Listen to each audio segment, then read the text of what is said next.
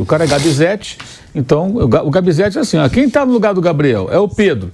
Podia ser o Vanderlei, o Vampeta, eu, você também, que também é Pedro.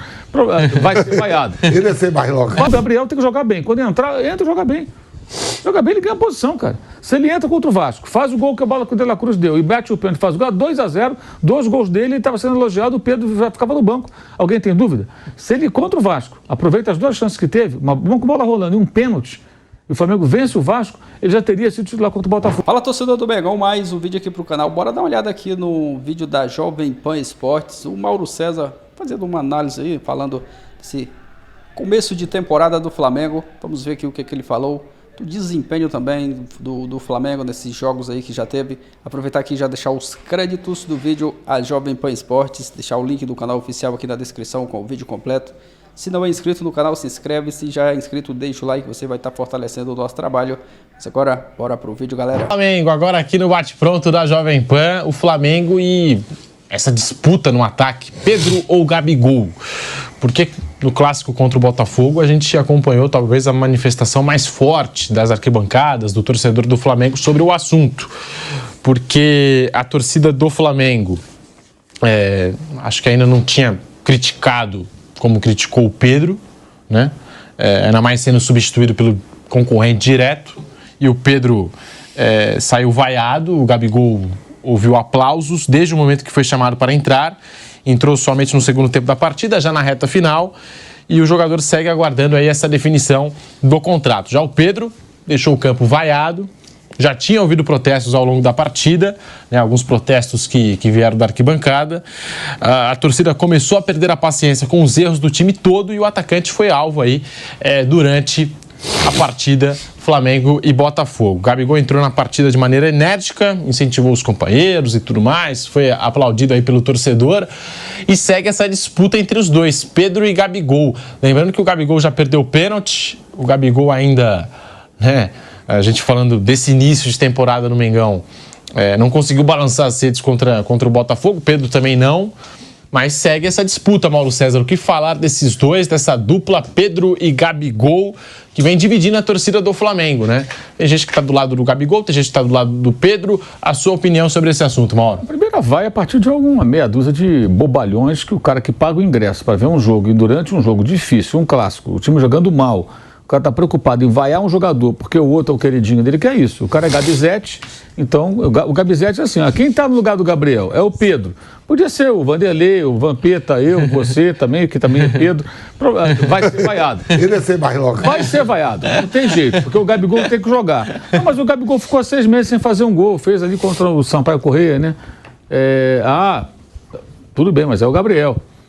Aí ele entrou contra o Vasco, perdeu um pênalti. Mas tá tudo bem. Teve uma bola também que o De La Cruz colocou em condições de marcar e ele não aproveitou, mas está tudo bem. Claro que o Pedro está jogando mal, mas também, assim, eu acho que tudo faz parte também de um processo com um time que está muito mal, a partida foi muito ruim.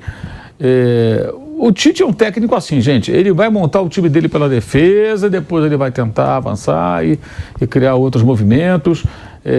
Na coletiva ele falou, ele deu um sinal muito claro, não estou aqui dizendo se é certo ou errado, tá, gente? É como ele trabalha. Né? Tem muito torcedor que só observa o próprio time. Então o cara conhece o Tite, mas não se aprofunda de como é que ele trabalhou no Corinthians, como é que ele costuma agir. Bem, ele é assim, ele monta o time pela defesa. Você pegar o time do Corinthians em 2011, foi exatamente assim. Quando o time foi eliminado da Libertadores pelo Tolima, e ele não foi demitido, aí para o Roberto Carlos, para o Ronaldo, tem ali uma limpa ali, né? Uma mudança no elenco, e é assim que ele trabalha.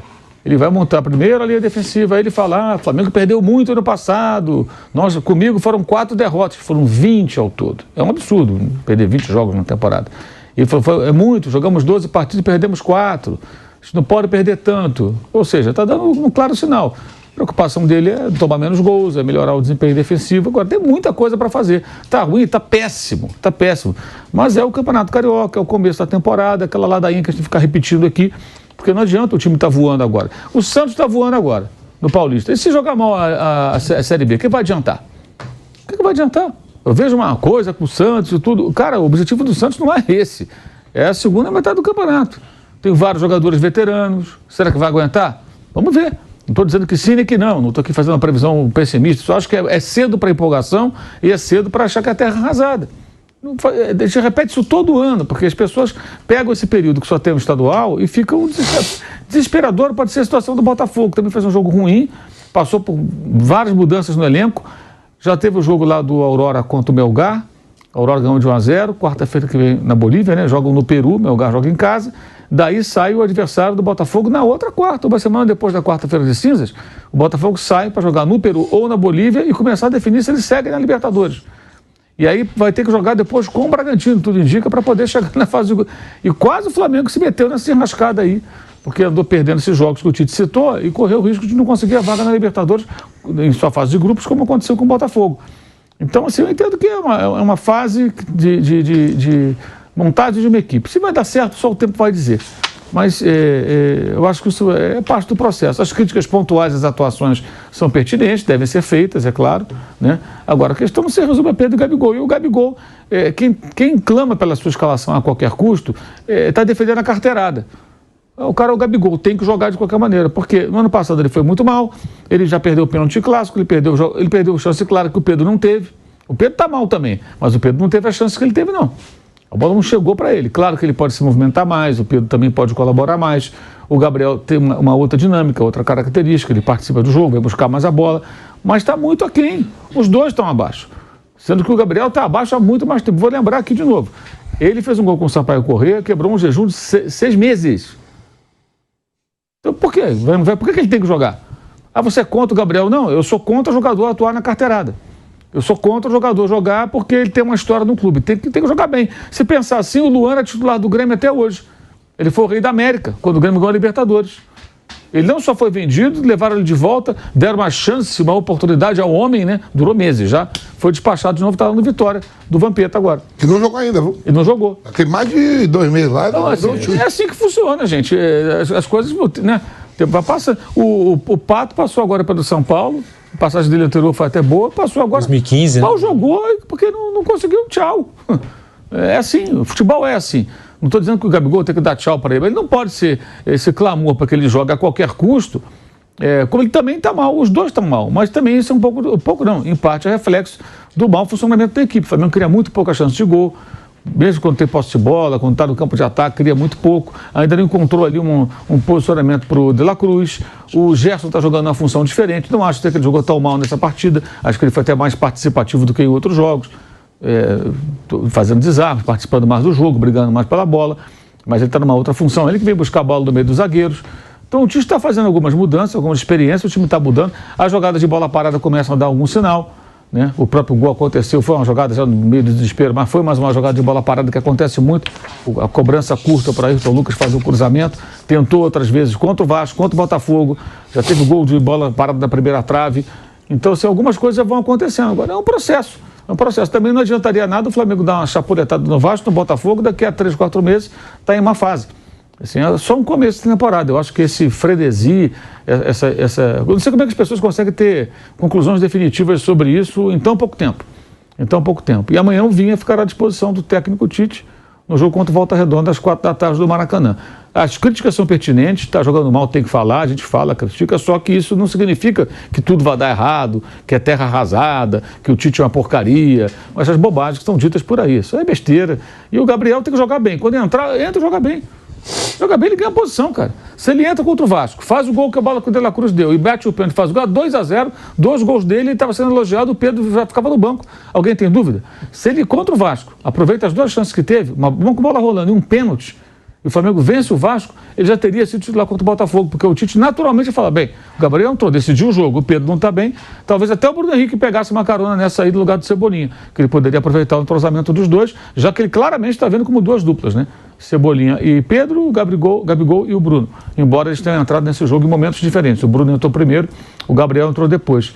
E assim, o Gabriel tem que continuar treinando, trabalhando para recuperar a sua posição. Se fizer, entra amanhã, faz 3 gols, faz gol de bicicleta, faz não sei o que e tal, ele vai ganhar a posição. Aí contra o Bangu na quinta, depois do Carnaval, talvez seja o titular. Não dá é o cara entrar em campo, ele vai ter que jogar porque ele ficou rodando a camisa no final, sacaneando lá os botafoguenses, comemorando com a torcida do Flamengo. Porque ele faz muito bem, isso aí é do jogo, é um clássico, você ganhou, tira sarro, brinca, isso aí ele é nota 10. Ele sabe comandar a festa da torcida, ele se insere aquilo e irritar o adversário, acho que isso aí é do jogo, da mesma maneira que ele é zoado quando perde também, os caras caem no pé dele e tal, pegam no pé dele. É normal. Mas foi o único momento que ele apareceu mais na quarta-feira, foi esse aí. Até que ele jogou pouco tempo também, já estou com 30 e poucos minutos no jogo. Agora não dá para ter conclusões definitivas. E o cara que paga o ingresso, que vai para o Maracanã, o jogo está difícil, o time não está jogando bem, para vaiar jogador, pelo amor de Deus, com bola rolando, você vai o jogador com bola rolando, você está 4-0 para o adversário. Agora no final do ano passado, por exemplo, é engraçado isso. Vai uma situação dessa. Os caras estavam aplaudindo, o Flamengo fazendo jogo de festa para Rodrigo Caio, Felipe Luiz contra o Cuiabá, um jogo decisivo para garantir a vaga na Libertadores. E os caras fazendo festinha. Né? Tomaram 3-0 do Atlético Mineiro, estavam fazendo festinha. Ali que era para ter dado uma cobrada.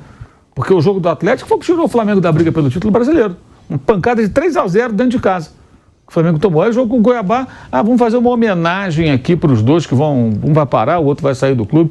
Homenagem num jogo daqueles. Se o Flamengo não ganha do Cuiabá, era o Flamengo que teria que jogar aí com Aurora ou Melgar daqui a 10 dias, mais ou menos. Aí seria muito preocupante. Porque você ia falar, caramba, só falta pegar virar o Tolima do Flamengo, um time desse aí. De repente jogar em altitude, esse tipo de coisa, no começo da temporada. Mas esse problema é do Botafogo. O Botafogo conseguiu não só perder o campeonato, como conseguiu essa proeza de ficar fora da fase de grupos da Libertadores, vai ter que jogar agora. E foi a 7ª derrota do Botafogo nos 10 últimos jogos contra o Flamengo. 2 vitórias e um empate.